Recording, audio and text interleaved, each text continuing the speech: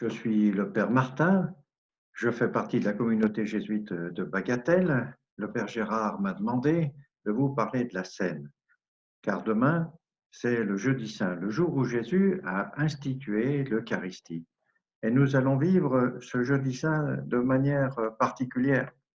Nous sommes dispersés, chacun chez soi, alors que la Seine, c'est le repas où Jésus réunit ses disciples autour de lui, près de lui, pour leur donner sa vie, son corps et son sang. Or, précisément demain, nous allons être privés de communion. Vous ne pourrez venir à la table du Seigneur. Oui, aujourd'hui, vous êtes privés de communion, mais, mais combien de fois avez-vous communié par le passé?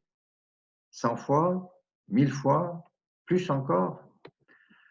Alors, cette dispersion est l'occasion de prendre conscience de la manière dont toutes ces communions nous ont fait appartenir peu à peu à un seul corps, celui du Christ. C'est saint Paul qui dit aux habitants de Corinthe, puisqu'il y a un seul pain, nous sommes tous un seul corps, car tous nous participons à cet unique pain. Il le dit aux habitants de Corinthe, alors qu'il est loin d'eux. Il leur dit par lettre. Aujourd'hui, il ne le dirait par WhatsApp. C'est sur cette communion dans la dispersion que je voudrais insister aujourd'hui. Mais pour cela, il faut d'abord se souvenir de la scène que le Seigneur a célébrée la veille de sa mort. Qu'est-ce que c'est que la scène? C'est le testament spirituel de Jésus. C'est toute la vie de notre Seigneur qui se dit là. Pour nous laisser son testament, Jésus avait tout préparé.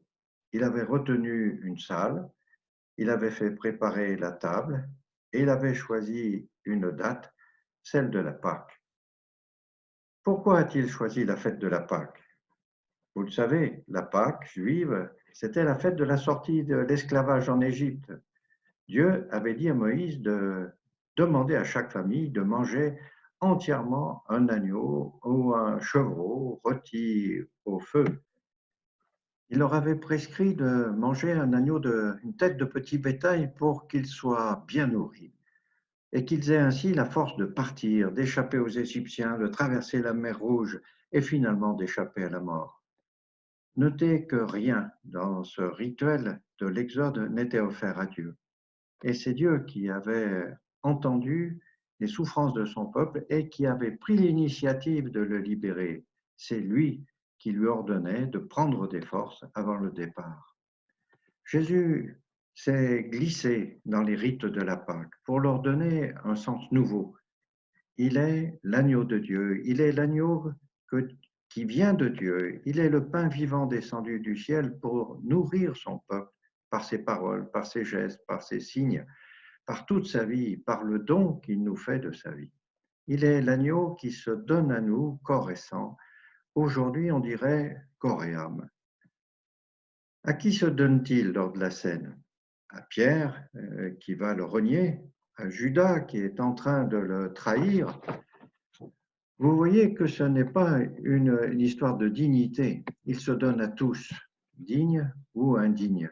Il est venu pour les pécheurs et non pour les bien portants. Pourquoi se donne-t-il ainsi? Je vois au moins 4 raisons essentielles, mais il y en a bien d'autres. Premièrement, il s'agit pour lui de dire l'amour parfait de son Père pour tous les hommes. Et pour Jésus, son Père va jusqu'à aimer ses ennemis. Il fait pleuvoir sur les bons et les méchants. Il espère leur conversion, il ne veut pas leur mort. Jésus fera rengainer le glaive à Pierre qui veut le défendre par les armes. Jésus se donne. Et il n'y a pas de plus grand amour que de donner sa vie pour ceux qu'on aime. Et lorsqu'on voit l'amour de Jésus, on voit l'amour de notre Père. Deuxièmement, en se donnant à tous, à Pierre comme à Judas, il leur pardonne. Pardonner, c'est donner pleinement, parfaitement. Vous le savez, on ne se donne pas à ceux que l'on n'aime pas. On ne donne pas, on ne se donne pas si l'on ne pardonne pas. Lorsque Jésus nous dit « Prenez et buvez-en tous, ceci est mon sang », il se donne à nous.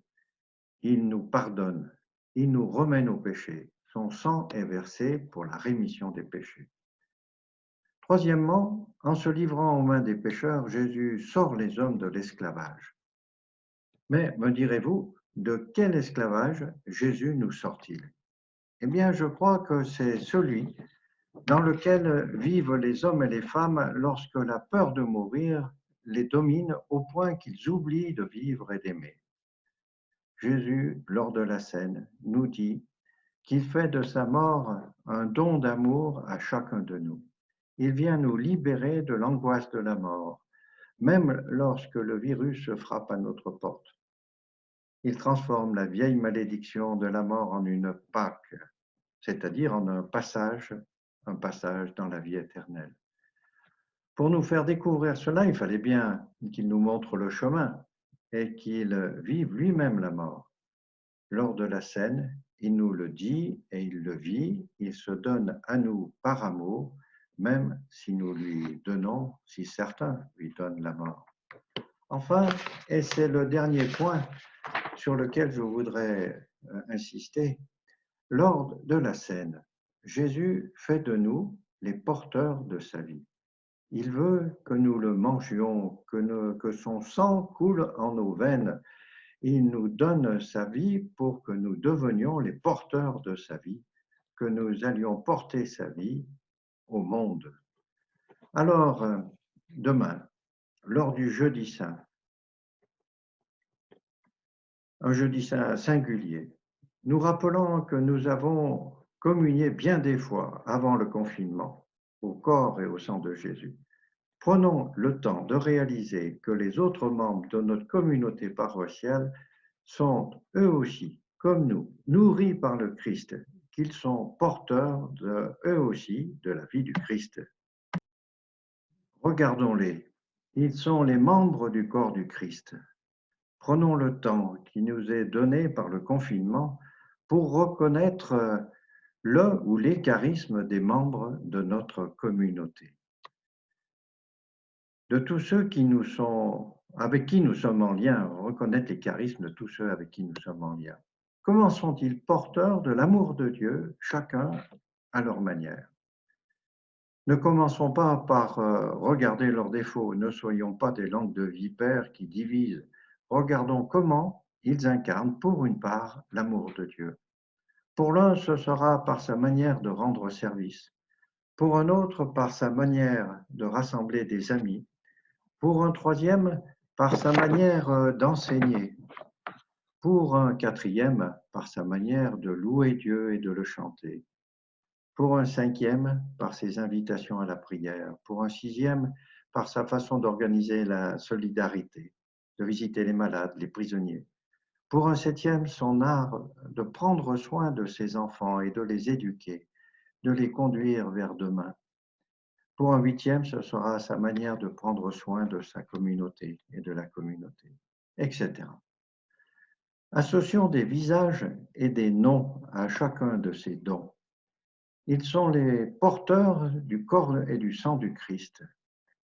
Nous comprendrons alors, en le faisant, qu'ils sont nourris du même pain que nous, et nous sommes ensemble nourris du même pain et nous formons un seul corps. Nous comprendrons que l'Église fait l'Eucharistie, mais que c'est d'abord l'Eucharistie de Jésus qui fait l'Église. Et lorsqu'après le confinement, nous nous retrouverons, nous serons heureux de reconnaître en chaque visage que nous avons porté dans la prière un frère, une sœur et plus encore un porteur de la vie de Jésus en son cœur. Amen. Bonne entrée dans le Triduum pascal.